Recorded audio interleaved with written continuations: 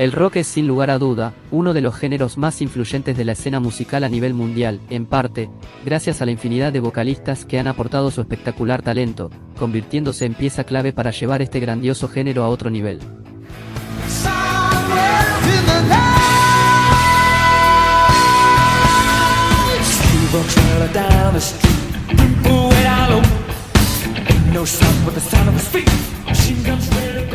De hecho, son varios los nombres que resuenan en la cabeza de los fanáticos, cada vez que se piensa en quiénes son los mejores cantantes en la historia del género.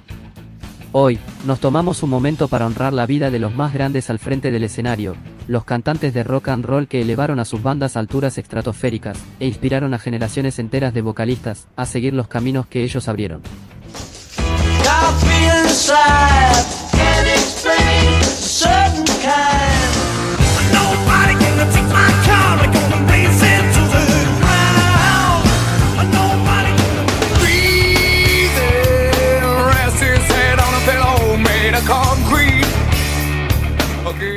Para armar este ranking, hemos tomado en cuenta las 7 décadas de historia del rock y seleccionamos a los artistas que, con su canto, composición, carisma inefable en vivo, y particularmente su presencia indefinible, han hecho el mejor trabajo para difundir el evangelio de la música a todos los rincones del mundo, sirviendo como portavoces de sus bandas y del género.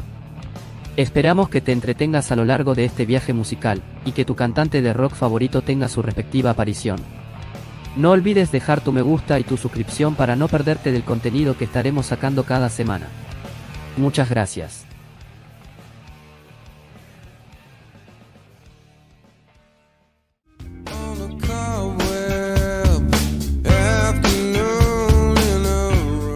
Pocas voces han dejado un impacto tan profundo en la industria musical como Chris Cornell.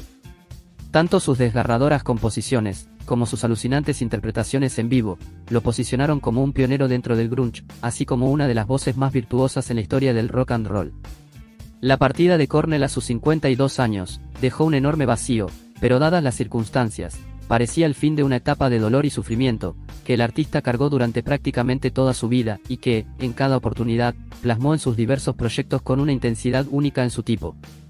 Con Soundgarden, Temple of the Dog, Audioslave, o por su cuenta, Cornell nos dejó algunos de los himnos más célebres dentro de la música contemporánea.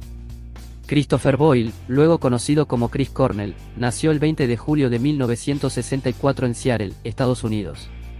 Criado en una familia de padres separados, en su pubertad empezó a sentir los primeros signos de la depresión que lo acompañarían durante toda su vida. Tocar el piano, afición que había adquirido desde muy chico, lo ayudaba a sobrellevar esa mochila que de joven sentía sobre sus hombros. Sin embargo, llegó a pasar casi un año de reclusión en su casa por este motivo, lo cual lo llevó a abandonar las clases de piano, pero se metió por completo en la guitarra y en el canto de manera autodidacta. En su adolescencia, pasó por unas cuantas bandas, como The Jones Street Band, con la que junto al bajista Hiro Yamamoto tocaban covers de otras bandas famosas, como Ramones y AC/DC. Pero no fue hasta que cumplió los 20 años, que formó el conjunto que le daría reconocimiento hasta la eternidad, Soundgarden. Soundgarden fue la primera banda de las 4 grandes del grunge en editar un disco de estudio. En 1988, lanzaron Ultra Mega OK, un álbum que sonaba heavy, pero que empezaba a tener ciertos matices que luego se terminarían de definir en la primera mitad de los años 90, cuando el grunge se instaló como género en sí. Los 3 primeros discos de la banda serían de los más crudos, hasta la cuarta placa de 1994, Super You Know, donde el sonido del LP ya se tornaba grunge del todo, dejando atrás la faceta más heavy metal de los anteriores trabajos.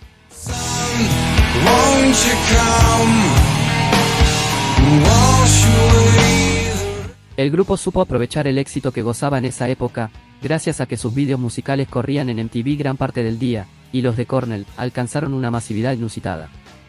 Pero a pesar de esto, el artista continuaba con su cuadro de depresión, acrecentado por el consumo de drogas y alcohol, lo que motivó una serie de conflictos internos en la agrupación que, finalmente, anunció su separación el 9 de abril de 1997.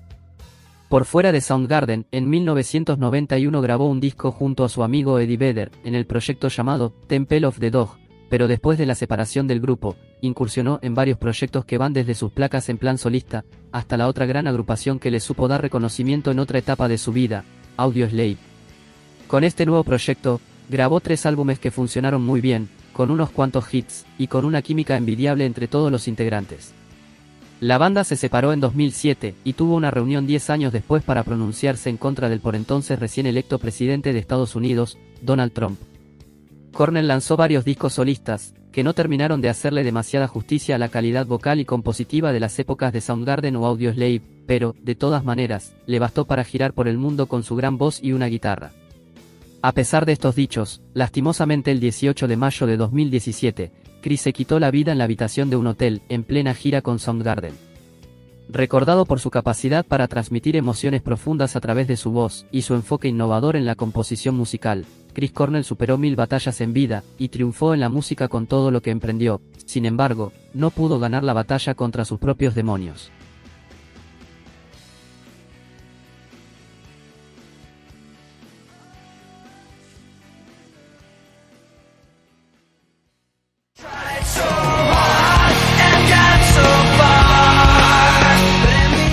Chester Bennington fue una de las voces más expresivas y reconocidas del rock desde los inicios de los 2000. Himnos como In the End o Numb sonaron y siguen sonando con fuerza, con la voz de Chester Bennington como protagonista. Fue el vocalista principal de la banda Linkin Park, una de las bandas de rock alternativo más reconocidas de las últimas décadas, la cual ha vendido más de 60 millones de copias en todo el mundo, y ha ganado 2 premios Grammy, entre los mayores reconocimientos a su trayectoria. Su voz tan particular fue una de las más imitadas por músicos contemporáneos, pero ninguno de sus coetáneos logró desenvolverse con la misma comodidad en géneros diversos como el rock alternativo, el grunge e incluso el pop. Tal vez, ese reconocimiento y éxito, le sirvieron a Chester Bennington para ocultar toda la tristeza que había en su vida, la cual desde muy temprana edad se vio manchada y perjudicada por el abuso sexual, el cual vivió de los 7 a los 13 años de edad.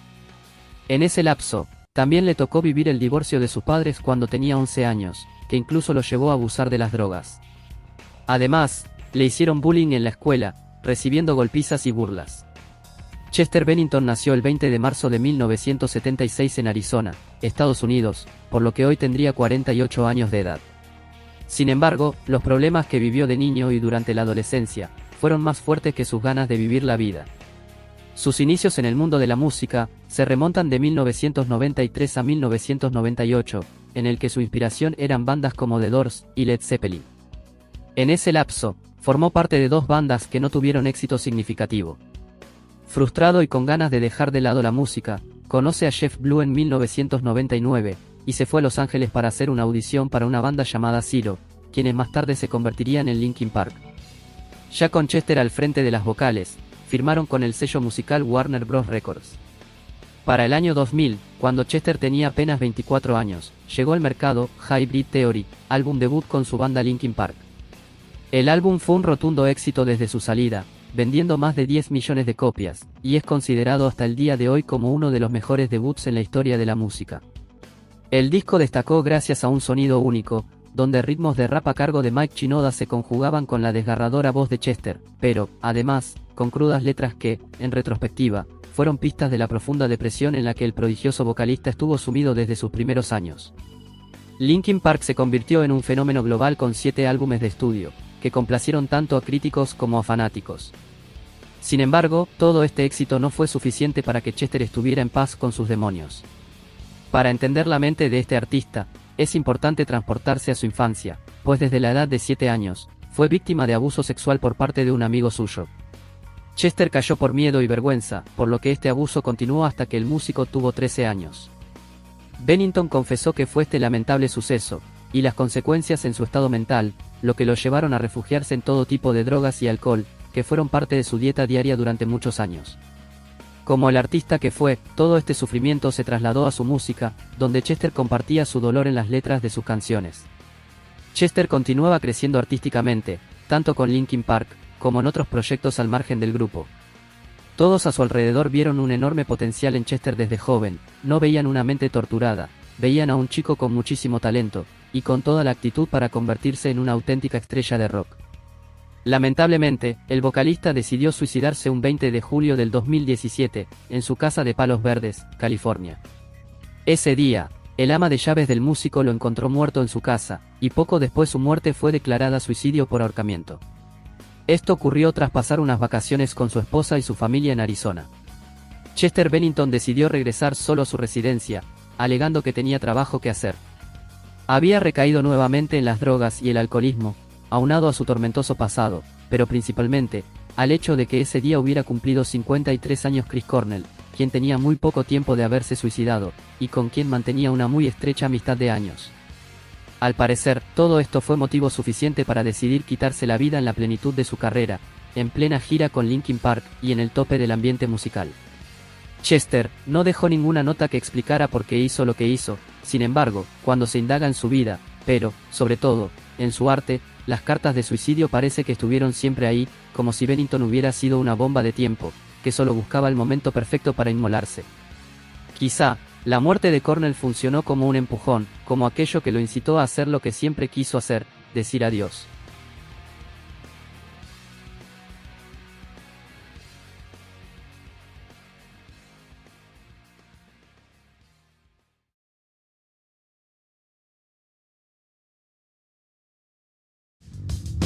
Back in 1955, man didn't know about a rock and roll show. En una fría mañana londinense de 1980, se hallaba en un Renault 5, el cuerpo sin vida de Bon Scott, cantante de la que, por entonces, comenzaba a ser la exitosa banda de rock AC/DC. Más de 4 décadas después, su muerte sigue rodeada de imprecisiones e interrogantes. Figura icónica y carismática, Bon Scott tuvo una corta vida marcada por el desenfreno, siempre al límite. Su excesivo consumo de alcohol y drogas fue el detonante de su trágico final. Considerado de manera casi unánime como uno de los mejores frontman de la historia del rock, había emigrado de niño desde Escocia hasta Australia.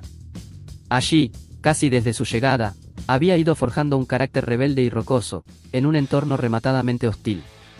Dejó de estudiar con 15 años, e intentó salir adelante como pudo con todo tipo de trabajos, lastrado casi siempre por un carácter y un estilo de vida que hizo, por ejemplo, que le expulsasen del ejército. Scott se vio atraído desde muy pronto por el rock. Los jóvenes hermanos Angus y Malcolm Young, también escoceses emigrados a Australia, buscaban un vocalista para su grupo, y Scott, que trabajaba para ellos como conductor, fue sugerido. Tras superar reticencias iniciales mutuas, la llegada de Scott coincidiría con el despegue de la banda que, hasta el momento, contaba con una discreta trayectoria, principalmente basada en versiones de clásicos del rock. El lanzamiento en 1975 del disco debut del grupo en Australia, High Voltage, marcaría el inicio de una línea ascendente para la banda, y coincidiría también con la primera sobredosis por heroína de Bon Scott. Durante los siguientes 4 años, hasta culminar con el aterrizaje a las listas de éxitos norteamericanas con Highway to Hell, su sexto disco, todo lo que rodeaba al grupo era puro vértigo y adrenalina.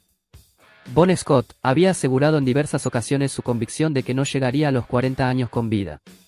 Su ingesta desmedida de alcohol, su coqueteo con las drogas, y su afición por encadenar fiestas de manera interminable, no auguraban nada bueno. Justo en la etapa en que la banda comenzaba a ganar popularidad y éxito, ocurrió el mortal desenlace para el reconocido frontman a sus 33 años. En la madrugada del martes 19 de febrero de 1980, Bon se dirigió al Music Machine de Camden, y se retiró del lugar alrededor de las 3 de la madrugada junto a su amigo Alistair Kinner, quien lo alcanzó a su departamento en auto. Durante el viaje, Kinner notó que Bon se durmió, pero al llegar a destino, no pudo despertarlo ni tampoco sacarlo del coche, por lo que se lo llevó a la casa, y lo dejó dormir en el vehículo. 15 horas después, volvió al coche, pero ahora aterrorizado ya que Bon se encontraba totalmente inconsciente. Inmediatamente, lo llevó al hospital más cercano, aunque ya era demasiado tarde. Scott solía abusar del alcohol, y esta vez no tuvo suerte, falleciendo por una intoxicación etílica y broncoaspiración. Fue enterrado en el cementerio de Fremantle, Australia, y su tumba se ha convertido en uno de los íconos culturales del país. La banda se planteó en un momento si continuar o no, pero finalmente, sumaron a Brian Johnson como nuevo vocalista para grabar Back in Black, disco que posee una portada completamente negra en señal de luto, y que vendió cerca de 50 millones de copias, convirtiéndose en el segundo álbum más vendido de la historia de la música.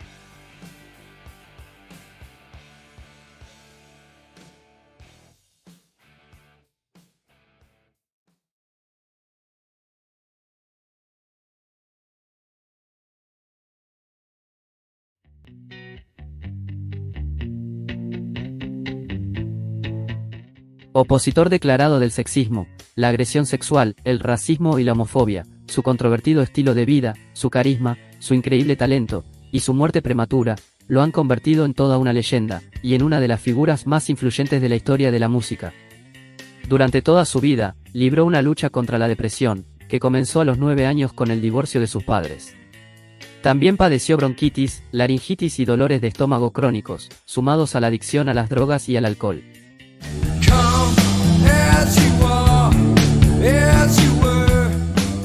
Proclamado por expertos como el líder de la generación X, nunca se sintió cómodo con ese papel. De hecho, llegó a albergar resentimiento contra las personas que decían ser fanáticos de Nirvana, pero que malinterpretaban sus opinioes sociales. Kurt Donald Cobain nació el 20 de febrero de 1967, en un pequeño pueblo en las afueras de la remota ciudad de Aberdeen, Washington. Era el primer hijo de Donald, un mecánico, y Wendy, una ama de casa que luego trabajó de secretaria. 3 años después, la llegada de su hermana Kim completó la familia. Los primeros recuerdos de Kurt son extremadamente felices. Era un niño inquisitivo y enérgico, el centro de atención, cantaba, dibujaba, actuaba en reuniones familiares y disfrutaba extrayendo ritmos de una pequeña batería infantil. Luego, antes de su 8º cumpleaños, su mundo cambió drásticamente. La madre solicitó el divorcio, una acción por la que su padre protestó inútilmente y con amargura. Taciturno e introvertido, Kurt vivió un año con su madre antes de mudarse con su padre. Para agravar el problema de su vida familiar, estaba el hecho de que su hogar fuera una casa rodante en las afueras de Aberdeen, una aburrida comunidad de leñadores, no precisamente conocida por su actitud compasiva hacia chicos delicados y con curiosidades artísticas. Como muchas veces estaba enfermo, a Cobain le daban Ritalin para contrarrestar su hiperactividad. Más tarde, le diagnosticaron bronquitis crónica y escoliosis leve. De todos modos, a su débil contextura le hacía sombra su naturaleza obstinada. Las circunstancias empeoraron cuando su padre volvió a casarse con una mujer que tenía 2 hijos. Incapaz de soportar la situación, un año después abandonó el hogar paterno, vagabundeó sin rumbo durante algunos meses, y se fue finalmente a vivir con su madre.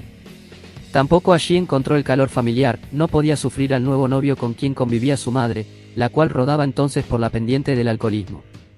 El adolescente Kurt se refugió de todos estos problemas en una guitarra que le regaló su tío, aunque después empezaría a tener sus primeros contactos con las drogas. Mientras tanto, el punk rock estaba en ebullición, y esa música sonaba exactamente como Cobain se sentía, desesperado, enojado y crudo. Abandonó la secundaria, por lo que su madre lo echó de la casa, y por un momento, llegó a vivir debajo de un puente. Hablaba con su amigo Chris Novoselic acerca de crear una banda, y un par de años y cambios de nombre después, nacía Nirvana. Para 1988, Nirvana había grabado una serie de demos y lanzado su primer single, Love Buzz, Big Cheese, bajo su Pop Records, el sello que se jactaba de capturar el sonido de Seattle. Para 1989, el disco debut de la banda, Bleach, grabado por $600, demostró que estaba ocurriendo algo diferente. Era aterrador y abrasivo, pero poseía una cualidad que era extrañamente familiar, casi acogedora. La banda salió de gira, reemplazó al baterista Chad Channing por Dave Grohl, y volvió a grabar. Ahí fue cuando ocurrió la verdadera magia.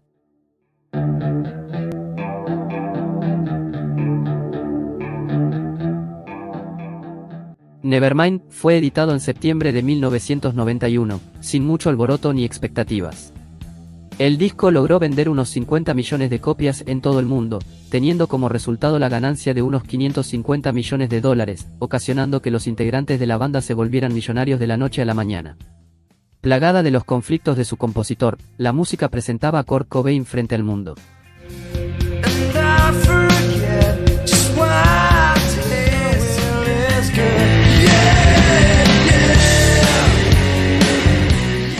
Pero fuera del escenario, Cobain era famosamente malhumorado e introspectivo, y las acciones que se desarrollaban a su alrededor muchas veces hablaban más fuerte que él. Nirvana le estaba cambiando la cara a la música de los 90, y no importaba cuánto intentara acurrucarse en un costado fuera del centro de atención, siempre estaba en el ojo de la tormenta. Adquirió un hábito con las drogas que lo acosaría hasta sus últimos días, y su romance con Courtney Love dejó una pila de relatos que desparramaban muchas teorías a su alrededor. Meses después de su casamiento en septiembre de 1992 en Hawái, y un par de semanas después del nacimiento de su hija, Frances Bean, Courtney Love le confesó a la revista Vanity Fair que había tomado heroína durante el embarazo. El MTV Unplugged, que es considerado uno de los mejores shows acústicos de la historia, fue grabado en Nueva York el 18 de noviembre de 1993, y se emitió por MTV el 16 de diciembre del mismo año. Es notable por su atmósfera íntima y la interpretación emocional de las canciones de Nirvana en un formato desenchufado, lo que permitió una nueva apreciación de su música. La banda tocó un repertorio que incluía algunas de sus canciones más conocidas, así como algunas versiones de canciones de otros artistas.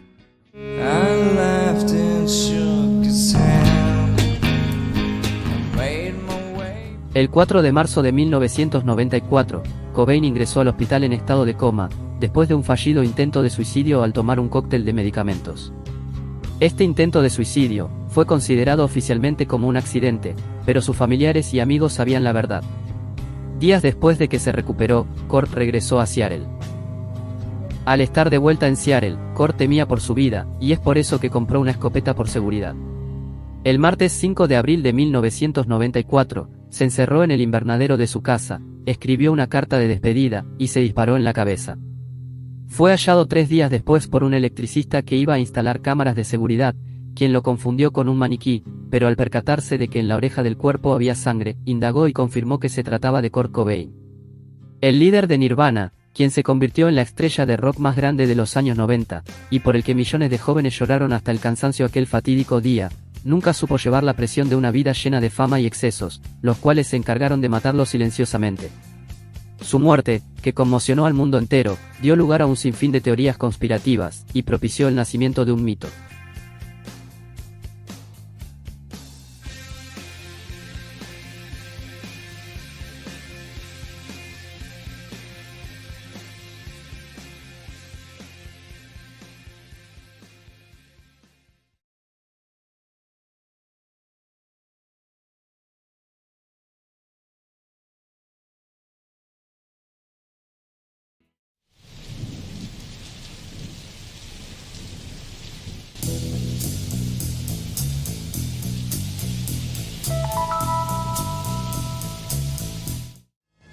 That it would be untrue. You know that I would be a liar. Estrella de rock, poeta y símbolo sexual, 50 años después de su muerte, el mito de Jim Morrison no ha perdido nada de su fascinación. En los pocos años que duró su vida, se convirtió en uno de los íconos del rock, por su voz, su poesía, y como expresión de los fenómenos que atravesaron la década de 1960. Un 8 de diciembre del año 1943, nacía en Melbourne, Estados Unidos, James Douglas Morrison. Moriría tan solo 27 años después de su nacimiento, en julio de 1971, sin embargo, se convertiría en una de las más grandes leyendas de la historia del rock. En 2011, la revista Rolling Stone colocó a Jim Morrison en el lugar 47 de la lista de los mejores cantantes de todos los tiempos, mientras que la revista Classic Rock lo ubicó entre los 20 mejores. El Rey Lagarto, tal fue uno de sus sobrenombres, había nacido en una familia particular. Su padre era un alto almirante de la Armada de Estados Unidos. Eso lo llevó a Jim a vivir en varias bases militares y ciudades de su país. Según se cree, este tipo de vida, sin apego a lugares o personas, caló profundamente en su forma de ser. Escribía poesía, pintaba algo, y leía vorazmente. Tras independizarse a edad temprana, estudió cine en Los Ángeles, donde vivió en la playa, y se dedicó en cuerpo y alma a su verdadera vocación, la poesía. Esta fue una época de descubrimientos para Jim Morrison. Por un lado, el acercamiento a las sustancias psicodélicas que tanto le fascinaban, y por otro, el nacimiento de la cultura hippie, que florecía por doquier y de la que vivió rodeado hasta el final de su vida. A pesar de sus innumerables amantes, siempre estuvo al lado de Pamela Courson, que le perdonó sus infidelidades. Jim Morrison decía de ella que era su alma gemela, su amor cósmico. Su visión del mundo estaba algo alejada de cuestiones hippies fundamentales, como el acercamiento al espíritu a través de la meditación, el vegetarianismo o la astrología. Leía textos complejos para la mayoría. Con la intención de musicalizar algunos de sus trabajos, llegó a Ray Manzarek, un músico de rock. Después de pedirle Ray a Jim que interpretara algunos de esos versos, aquel quedó sorprendido por la musicalidad que puso en las composiciones.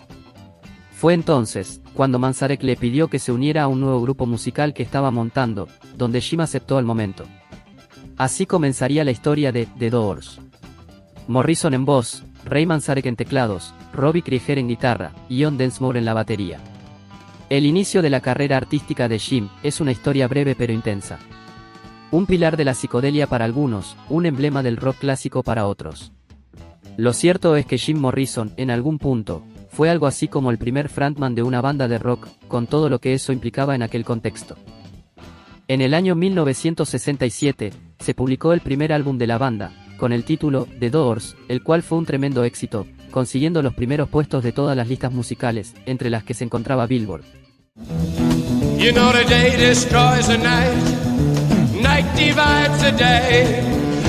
You know that it would be untrue. You know that I would be a liar. Cabe resaltar el acusado cambio que experimentó Morrison hasta convertirse en la estrella del grupo. Durante su infancia y adolescencia, tuvo muchos problemas de personalidad, que hicieron que fuera una persona muy insegura. Su mayor influencia, como cantante y en cuanto al medio escénico, fue Elvis Presley, a quien no conoció ni vio en concierto, pero de quien conocía prácticamente todo su repertorio, el cual interpretó muchas veces en sus conciertos en vivo. Su mayor obstáculo para unirse al grupo, fue que sufría pánico escénico. En los primeros conciertos incluso cantaba dando la espalda al público, llegando a consumir distintas sustancias para evadir esa inseguridad.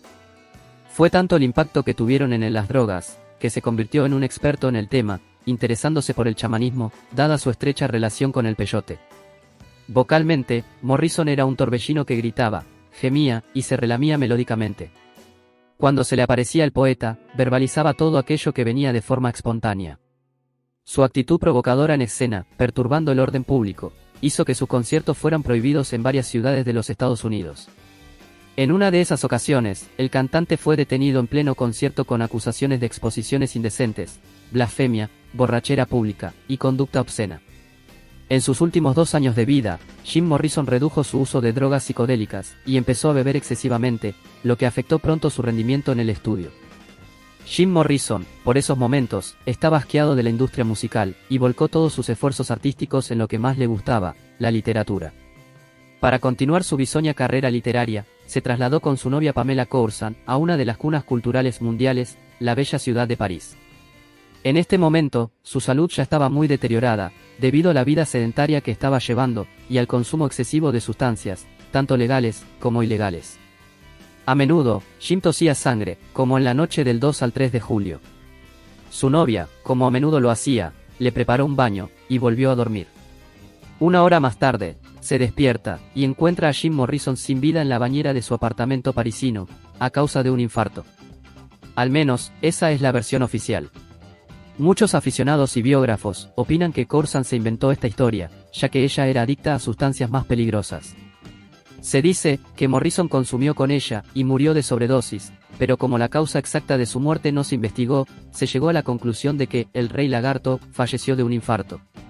El cuerpo del cantante fue enterrado en el cementerio Père Lachaise en París, que se ha convertido en uno de los más visitados de la ciudad, a tal punto que las autoridades han tenido que construir una valla de protección, para evitar que la gente se acerque demasiado. A día de hoy, las causas de su muerte aún no están claras. De lo que no cabe duda, es que Jim Morrison pasará a la historia como uno de los artistas más excéntricos, multifacéticos y controvertidos del siglo XX.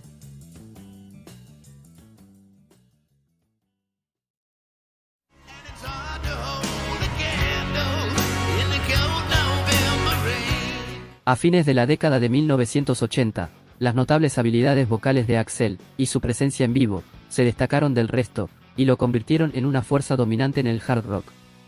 Evocando emociones fuertes, y entregando mucha energía a través de sus canciones, Rose alcanzó poderosas notas altas en rocks desgarradores, pero también mostró su rango completo en baladas inolvidables. Axl Rose es sin dudas uno de los nombres más importantes en la historia de la música y del rock. Este joven nacido en Indiana, fue capaz de crear junto a sus compañeros una de las bandas más icónicas de este género, como lo son los Guns N' Roses. La gran mayoría de seguidores de esta banda resalta la energía, la explosión y la fortaleza de Axl Rose como frontman para la fórmula del éxito de esta agrupación. A los 17 años, supo que quería formar una banda y convertirse en estrella de rock. Se embriagaba constantemente y llegó a ser detenido por la policía en varias ocasiones. Alguna vez, alguien le dijo a Axl que se comportaba como un chico de 2 años, ya que sus gritos, caprichos y desplantes arbitrarios eran los de alguien de esa edad. Él respondió que eso era cierto. La explicación, según él, estaba en lo que había descubierto con la terapia regresiva. Su padre biológico había abusado de él y de su madre. Axl encontró en ese momento la explicación de sus conductas, de su larga vida de conflictos perpetuos. Tras mudarse a Los Ángeles, trató de abrirse camino en la música, mientras integraba varios grupos con su mejor amigo, Izzy Stradlin. Uno de ellos fue LA Guns, que terminaría convirtiéndose después en Guns N' Roses. Después de firmar contrato con Geffen Records, entraron al estudio. Primero salió un EP con 4 canciones, hasta que, en 1987, lanzaron Appetite for Destruction. El disco no tuvo demasiada repercusión en los primeros meses, vendiendo poco más de 200.000 copias. No estaba mal para una banda nueva, mostraba su potencial. Sin embargo, ni las radios ni MTV pasaban sus temas. La discográfica decidió focalizarse en otros artistas que estaban rindiendo más, hasta que, un gerente pidió una última oportunidad a MTV. Arregló que el vídeo de Welcome to the Jungle fuera pasado durante 3 noches consecutivas. Esas 3 pasadas del clip desataron el fenómeno. El disco, casi un año después de su salida, llegó al número 1. Con los años, se convirtió en el debut más vendido de una banda en Estados Unidos, con más de 30 millones de copias, añadiendo que los temas Paradise City y Sweet Child of Mine también se convirtieron en hits. La provocación marcaba el estilo de la banda, que tenía letras tildadas de misóginas y racistas. Sin embargo, en los 80 y tempranos 90, eso no le cerraba puertas, sino todo lo contrario, fanáticos de todo el mundo se sentían atraídos por ese espíritu marginal. A todo esto, Axl salía en las tapas de las revistas musicales, pero también era noticia por sus escándalos con la policía. Fue arrestado en 1992, luego de violentos incidentes durante uno de los recitales de la banda. Ese comportamiento problemático de Axl ponía más delicada la relación con su agrupación.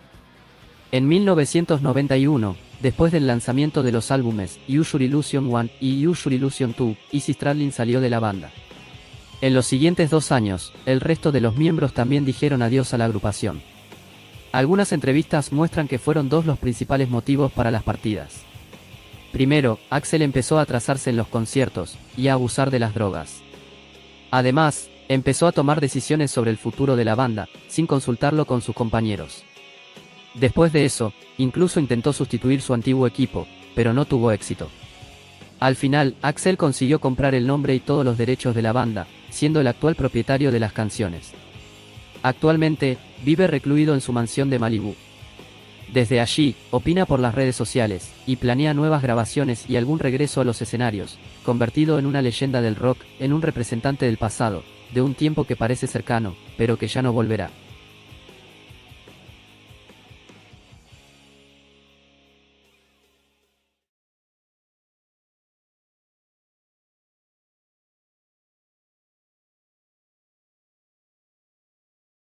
Now there you go again, you say you want your freedom.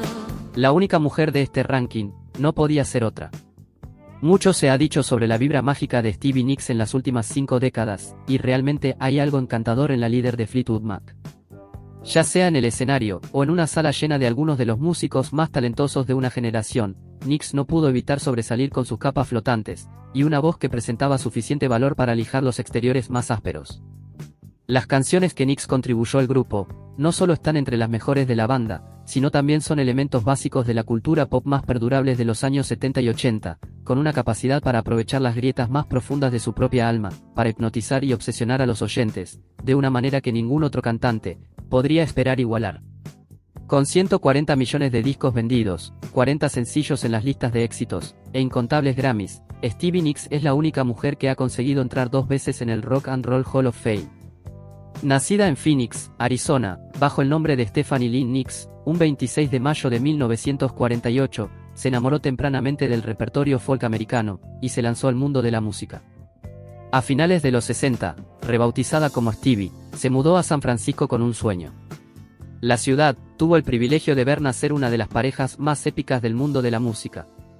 El dúo compuesto por Lindsey Buckingham y Stevie Nicks emprendió el vuelo de una relación creativa y amorosa, que los llevaría hasta las puertas de la banda que cambió sus vidas por completo. Cuando el músico inglés Mick Fleetwood se fija en Buckingham como candidato a nuevo guitarrista de su grupo, él solo pone una condición: seguir junto a Stevie. La llegada de Stevie Nicks renueva por completo la imagen de la banda, y su participación se ve potenciada por la presencia de la tecladista, vocalista y compositora, Christine McVie. Ciertamente, la formación de Fleetwood Mac es particular para la época. En ella, dos compositoras se destacan como piezas determinantes en el nuevo sonido de la banda, un sonido que quedará plasmado en el disco homónimo de 1975, consolidándose posteriormente con Rumours, de 1977, el gran trabajo de aquella era, y finalmente, con la publicación de Tusk, en 1978, trilogía donde McVie y Nicks, junto a Buckingham, son autoras de las canciones más destacadas de la banda.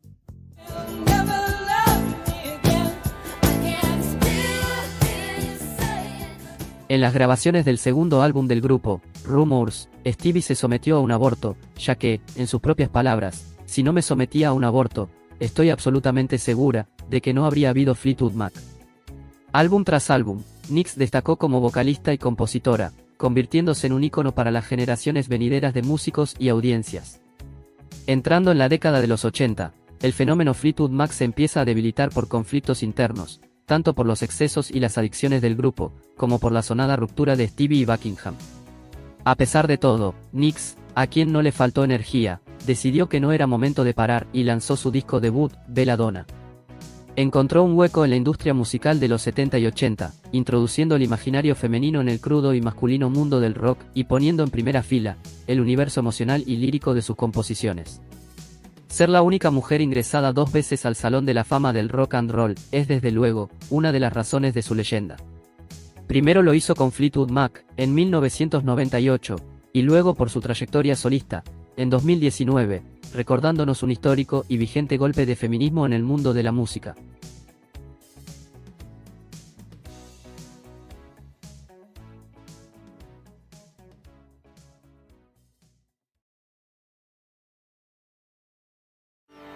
Lying beside you, yeah. Steve Perry es uno de los cantantes que cautiva con su gran voz.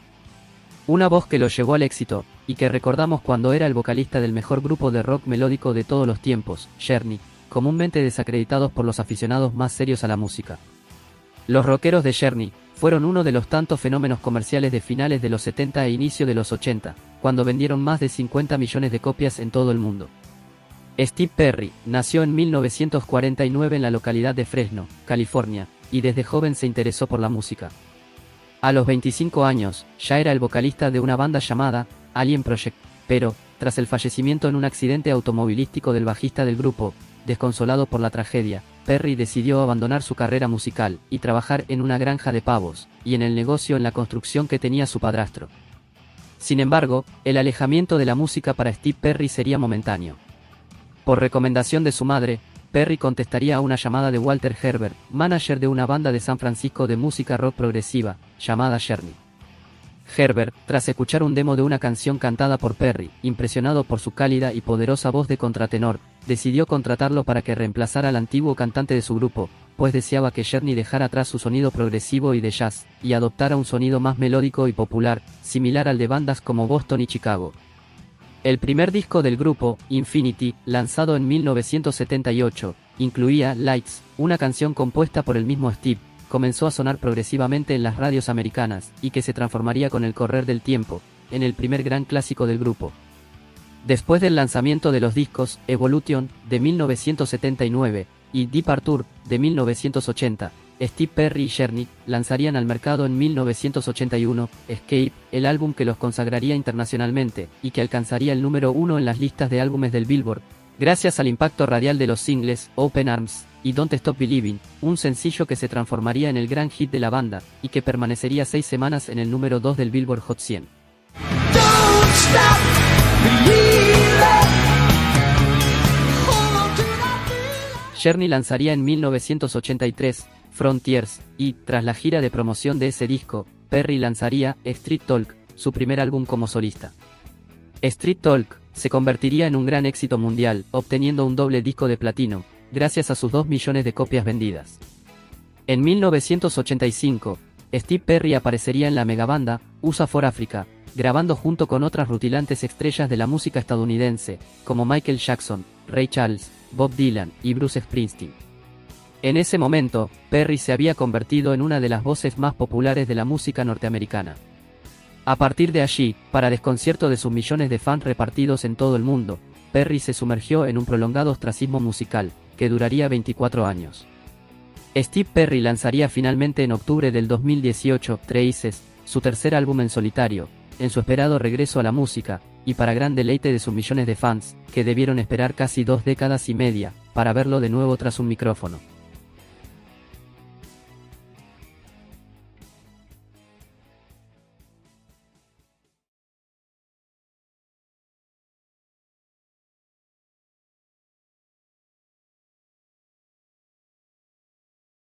Hey, mama said the way you move gonna make you sweat, gonna make you groove. Robert Plant fue el vocalista de la mítica banda británica de rock, Led Zeppelin, y su trabajo como compositor también se deja sentir en las canciones de la banda. Con Led Zeppelin, Plant no solo contribuyó a la creación de algunas de las canciones más memorables de la historia del rock, como Stairway to Heaven, sino que también estableció un estilo vocal que definiría el sonido del hard rock y el heavy metal. En 2006, fue elegido como el mejor vocalista de metal de todos los tiempos por la revista especializada Hit Parader, mientras que la revista Rolling Stone lo catalogó en 2008, en el puesto número 15 en la lista de los mejores cantantes de todos los tiempos. La voz de Led Zeppelin tuvo desde su auge hasta su madurez una vida de excesos, mujeres y drogas. El éxito, la locura de las giras y las fans en los hoteles eran su normalidad, pero de pronto, distintas tragedias lo golpearon y el fallecimiento de Karak, su hijo menor de 5 años, lo empujó a cambiar para siempre.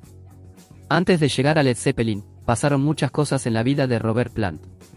Nació el 20 de agosto de 1948 en West Bromwich, Inglaterra. A los 16 años, dejó su casa y cantó para algunos grupos blues de la ciudad. Robert Plant desempeñó diversos trabajos para poder subsistir, mientras se esforzaba en aprender todos los entresijos del mundo de la música. Así, trabajó colocando asfalto en carreteras y en la cadena de tiendas Woolworths. Mientras aprendía a desenvolverse, comenzó a participar en algunas grabaciones, normalmente para otras bandas más populares. En esta época, comenzó a relacionarse con el baterista John Bonham, ya que ambos tocaban en el grupo Band of Joy y realizaban una especie de fusión entre el blues y la música psicodélica, que comenzaba a ponerse de moda en Inglaterra. En 1968, Robert Plant conoce al guitarrista Jimmy Page, quien había participado en The Yardbirds, y quien buscaba músicos para crear una nueva banda. Plant le ofreció una audición, donde interpretó el tema Somebody to Love de Jefferson Airplane. El resultado le gustó a Page, pues le propuso ser el vocalista de su nueva banda. Robert Plant comenzó a trabajar como compositor junto a Page en nuevos temas, aunque por el momento la idea era otra. Como los Yardbirds desaparecieron abruptamente, y quedaban contratos para algunas actuaciones, Jimmy Page y Robert Plant unieron al grupo al baterista John Bonham, por recomendación de este último. Para terminar la formación, contrataron a John Paul Jones, quien había trabajado anteriormente con Page. El debut de Led Zeppelin se produjo el 12 de enero de 1969, con su álbum homónimo, considerado por muchos como el precursor del heavy metal. Para entonces, los resultados comerciales ya eran espectaculares. Si bien, no estaba acreditada la participación de Robert Plant en la creación de los temas del primer álbum del grupo, esa duda desaparece en el segundo trabajo de estudio de la banda, Led Zeppelin II, aparecido en octubre de 1969, bajo el sello Atlantic Records. En este álbum, la mayoría de los temas fueron compuestos por la dupla Robert Plant-Jimmy Page, y fue el primero en alcanzar el primer puesto en las listas británicas y estadounidenses, vendiendo más de 12 millones de copias, y estando considerado como uno de los álbumes más influyentes en la historia de la música.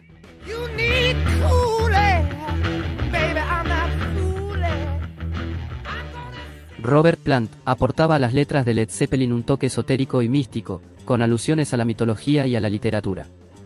Por ejemplo, algunos de sus temas están inspirados en los libros de El Señor de los Anillos y El Hobbit, con evidentes alusiones a sus personajes. Inquieto por inspirarse en nuevas corrientes, no dudó en viajar a Gales para conocer la mitología galesa, conocimiento plasmado en los posteriores álbumes del grupo. En 1975, Robert Plant y su esposa sufren un grave accidente de tráfico en la isla griega de Rodas. Las secuelas y la recuperación provocaron que Plant retrasara de manera importante la aparición del que iba a ser el séptimo álbum de Led Zeppelin, obligándoles a cancelar numerosas actuaciones. En 1977, su hijo Karak falleció cuando tan solo tenía 5 años de edad, mientras el músico se encontraba de gira por Estados Unidos. El dolor que sufrió lo llevó a recluirse en su casa de Midlands, cuestionándose su futuro. Cuando comenzó a asumir la pérdida de su hijo, Plant le dedicó algunos de sus mejores temas como All My Love, un tema que aparece en el último álbum de estudio de Led Zeppelin, Into the Outdoor, de 1979.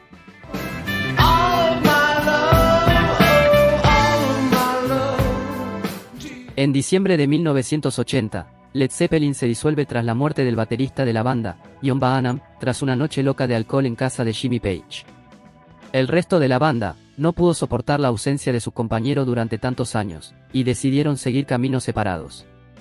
En los siguientes años, Plant siguió con su carrera de solista, reuniéndose en ciertas ocasiones especiales con Jimmy Page y hasta con John Paul Jones. Una de las más memorables fue en 1988, cuando tocaron en la fiesta de 40 aniversario de Atlantic Records. Robert Plant ha dejado un legado invaluable en el desarrollo y evolución del rock, llevándolo a un alto nivel. Es catalogado como uno de los mejores vocalistas de rock de todos los tiempos, para muchos, incluso es el mejor.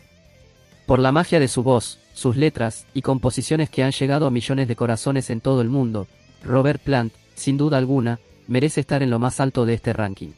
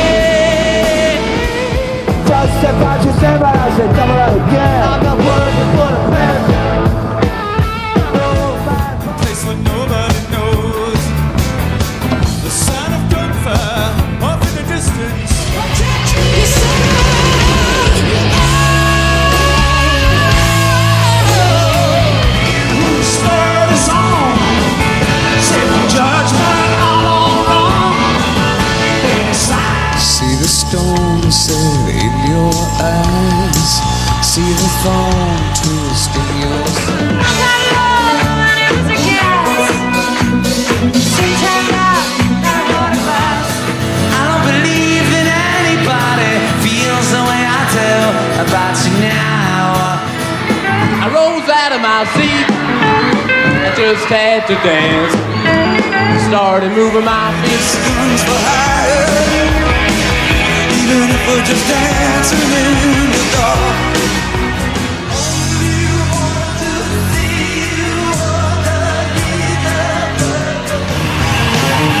Finish with my woman, 'cause she couldn't help me with my people think Breathe in, rest his head on a pillow made of concrete. I'm a lonely man who knows just what it means to lose control.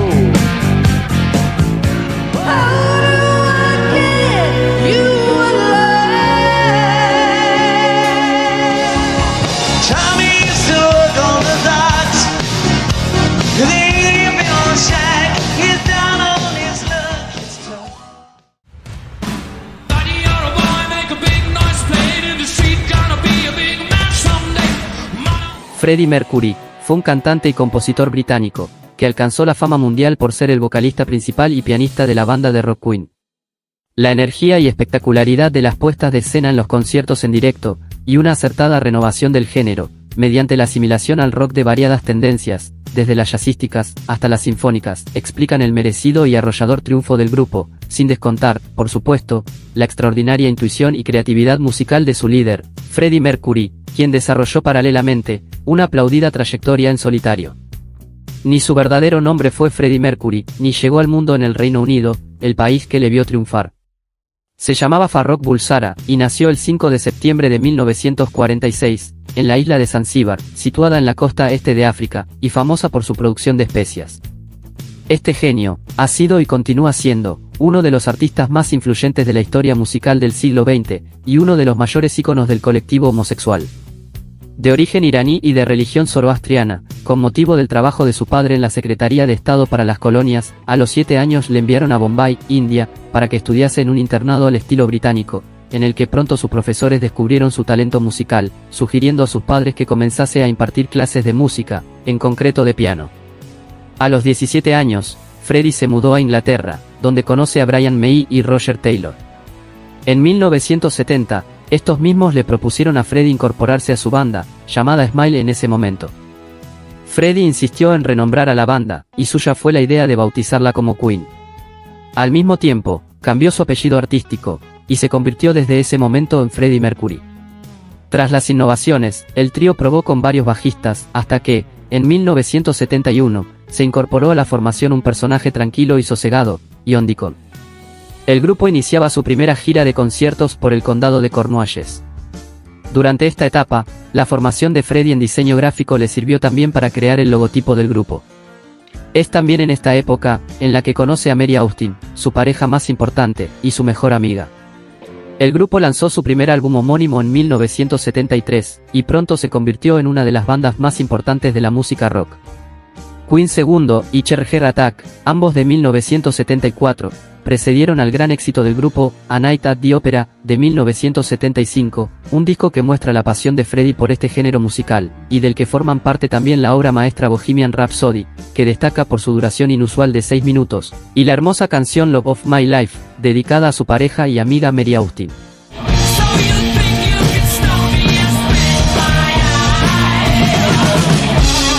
Con un enorme éxito, y con el público en sus bolsillos, la banda ascendió rápidamente en las listas musicales, y Freddie se convirtió en un ídolo de masas por su peculiar estilo y personalidad.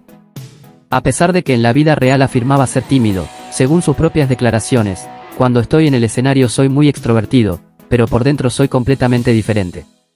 Durante esta década, la popularidad adquirida por las canciones del grupo, le permitió incluso hacer realidad uno de sus sueños, actuar con el Royal Ballet, interpretando y bailando los temas Bohemian Rhapsody y Crazy Little Thing Called Love. Fueron años de desenfreno, en los que las alocadas fiestas del cantante eran constantes, y en los que manifestó su orientación homosexual y una larga lista de amantes. De hecho, su idilio con un ejecutivo de una discográfica, fue el que terminó con su relación con Mary Austin. Llegado a los 80, con una enorme popularidad más allá del Reino Unido, Freddie Mercury cambió su look de melena larga, por un cabello corto y un bigote, e inició una relación con el peluquero Jim Hutton. Forman parte de esta década los discos The Game, de 1980, Hot Space, de 1982, A Kind of Magic, de 1986, y actuaciones tan destacables como el concierto benéfico Live Aid, de 1985, una de sus actuaciones más recordadas.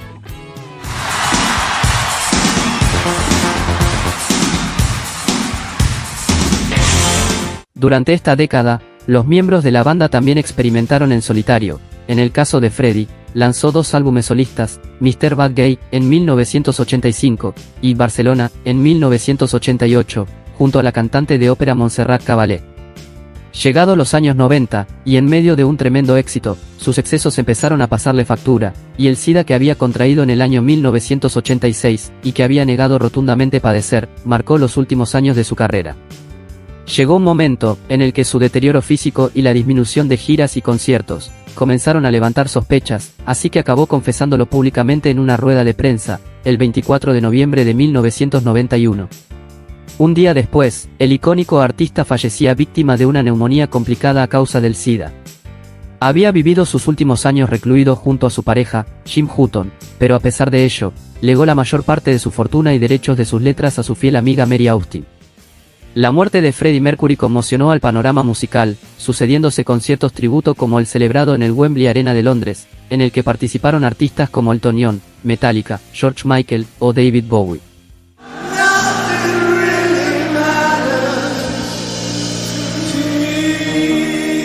No obstante, sus seguidores recibieron el mejor regalo póstumo con la edición del Made in Heaven de Queen, trabajo en el que pudieron escuchar las últimas canciones que Freddie compuso antes de morir. También se creó en su honor la Mercury Phoenix Trust, una ONG para ayudar a las personas que padecen VIH. Freddie fue nombrado la mayor leyenda del rock de todos los tiempos, según una encuesta británica, y se erigió una estatua en su honor en la localidad suiza de Montreux, donde pasó largas temporadas. Queen entra en la selecta lista de las bandas más exitosas de todos los tiempos, con más de 200 millones de ventas grabadas en todo el mundo, y Freddie Mercury, que se especializó en el estrellato, mientras le otorgó un nuevo significado al concepto de sentido de la teatralidad, dejó un legado de canciones, que nunca perderán su talla de clásicos, porque vivirán por siempre. Gracias por todo, Freddie Mercury.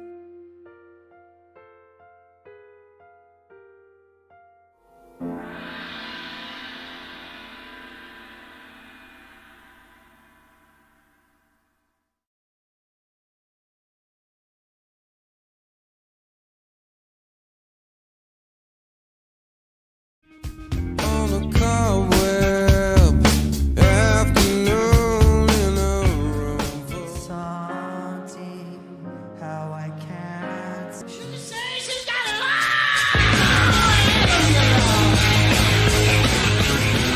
which came as a surprise. I spoke into